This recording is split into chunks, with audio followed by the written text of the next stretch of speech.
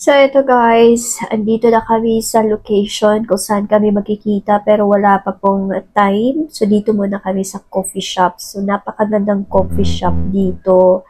Napaka-cozy siya. Ang ganda talaga niya. Sarap dito kasi maraming halaman.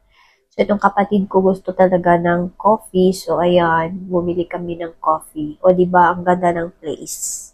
Life is a journey. So, naglalakad muna kami para hindi kami ma-board doon sa bus.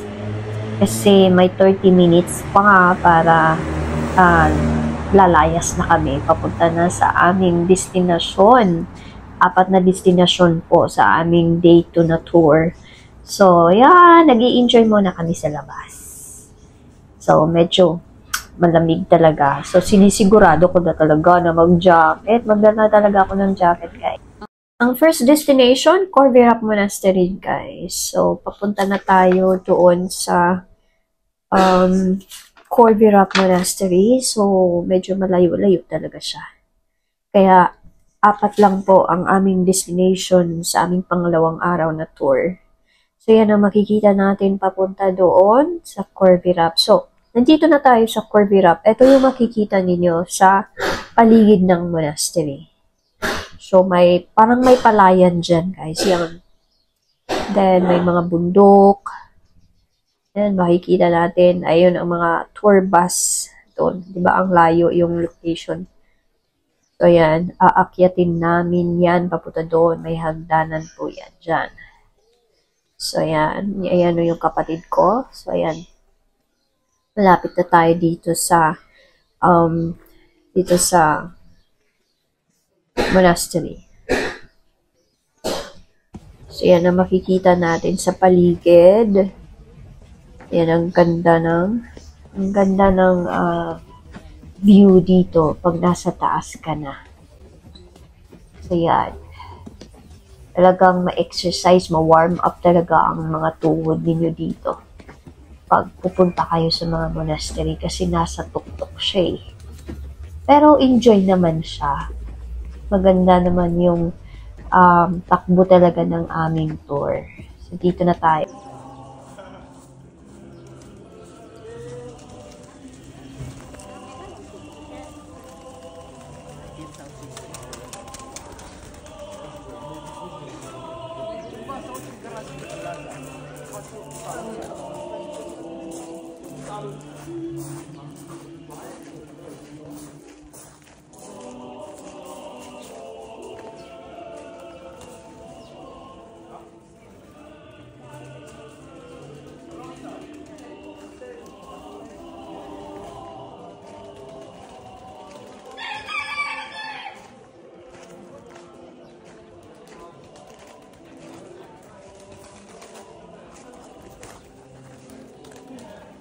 Monastery na to, guys, ang daming mga kalapate.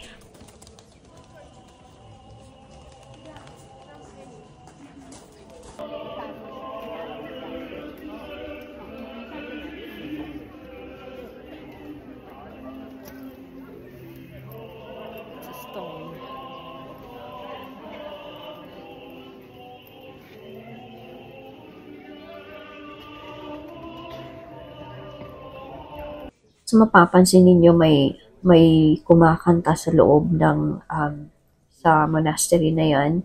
Parang may prayer sila. So, kumakanta sila. So, mapapansin ninyo dito, ang daming mga kalapate dito.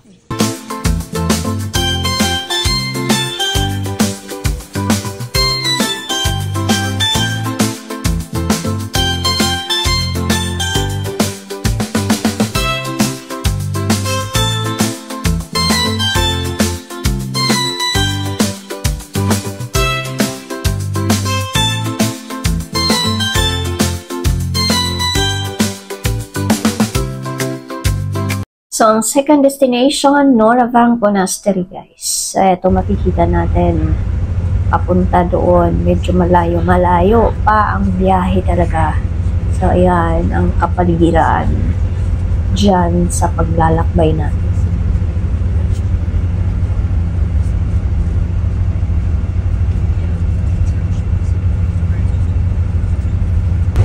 makikita natin dito, puro bato. Puro bato ang bundok. Grabe talagang mga bato. Buti na lang talaga maaga kami kasi dito kami sa may front seat kami nakaupo. So, kitang-kita namin yung daan.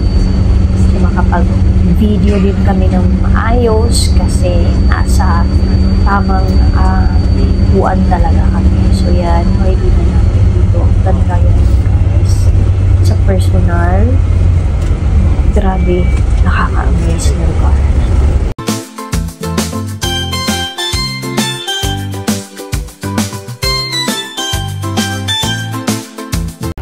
Dili siya magkurog-kurog. We are here in Norabank Monastery. Guys, look at that! Fantastic! Wow! Guys, what a beautiful place in the world. Armenia. Norabank Monastery. Look at the surroundings, guys. Look at the view. Wow. And look at that. See? Amazing.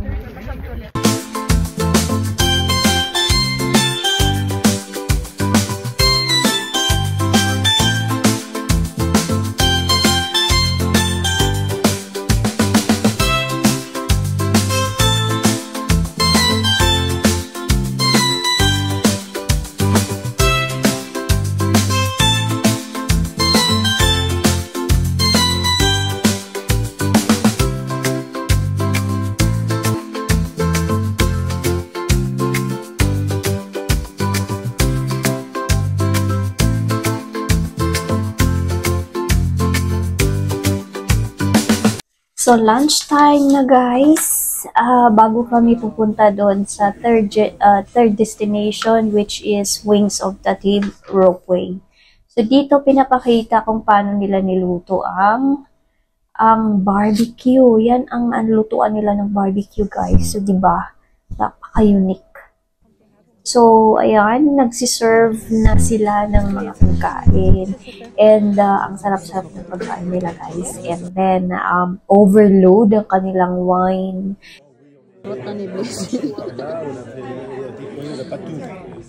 I drink her wine. She don't want to drink. It's enough when she has one Just kidding. So, eto yung hugasan nila sa kamay, guys. So, yan, parang banga nga talaga. So, yan. Ayan, nag-enjoy talaga kami. Yan, vodka yan, guys. Ito naman ang rose hip juice. Yan ang mga drinks na binigay nila sa amin. Libre. Libre, walang bayad yan, guys. So, tapos na ang lunch. Let's go with the third destination, Wings of the Tib Ropeway. So, sasakay kami ng cable car. Sa cable car, 13 people po ang papasok doon sa loob. At babiyahe dito, papunta doon sa pinakadulo. So yan, naghihintay kami ng cable car na darating. So eto na, sumakay na kami. Kanyan. Hindi naman siya nakakatakot, guys, kasi marami kami sa loob. Tapos, slow lang naman siya. Video mo na So, yan ang makikita nating view habang nasa cable car kami. Talagang autumn season talaga. Ang ganda ng mga kulay, ng mga dahon dyan sa mga tanim-tanim. So, yan, medyo malayo-layo pa yung lalakbayan ng cable car. So, yan, nag-i-enjoy kami doon sa cable car sa mga makikita natin sa paligid, maganda ang view niya.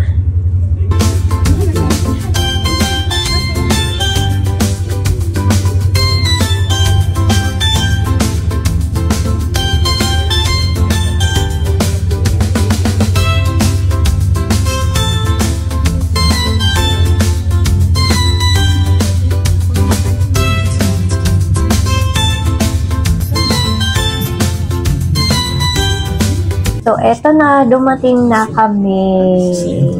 Dito na kami at kami ay bababa at hintayin namin yung mga kasama namin kasi meron kaming kasama doon sa isang cable car. So, may isang cable car na naman na aalis guys, papunta doon sa aming pinanggalingan.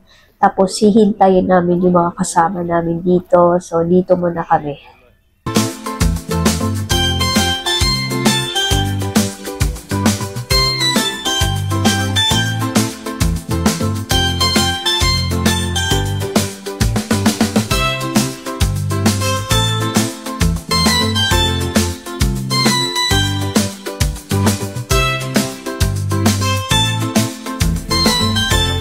Larga na sila! Larga na sila!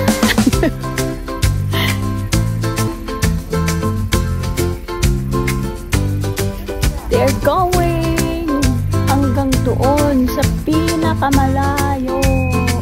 Ayun na!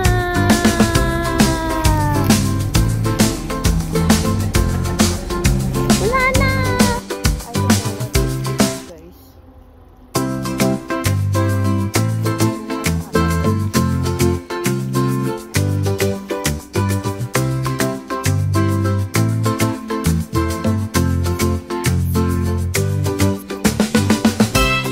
So, the fourth and last destination, Tativ Monastery, guys. So, ayan ang monastery ng Tativ. So, napakaganda ang view niya. So, dyan tayo. So, ayan, dito sa loob, merong fountain, water fountain. So, ito ang makikita natin sa Tativ Monastery. So, exciting ang loob dito. May mga something na cave dyan sa loob. So, yan mga kasama namin guys. So, hindi na kami nakinig sa tour guide namin kasi gusto na namin mag-video at picture. So, ayan. Ako sa gate inside the cave. Ako sa gate simutan. The smell will not come if you don't burn.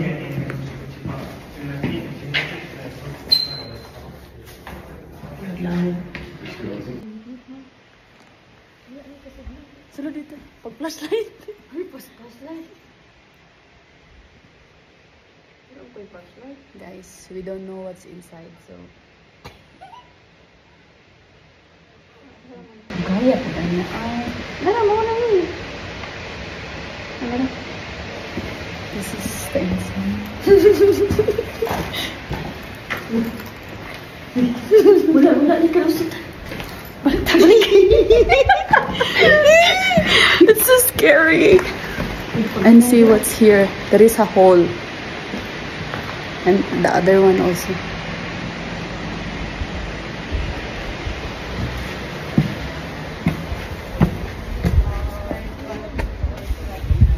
And then it's the view there.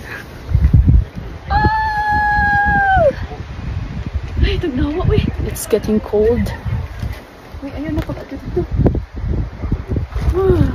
Uy, pang-pang naman na din ha. Uy, pang-pang na. Let's go up. Let's go. Let's discover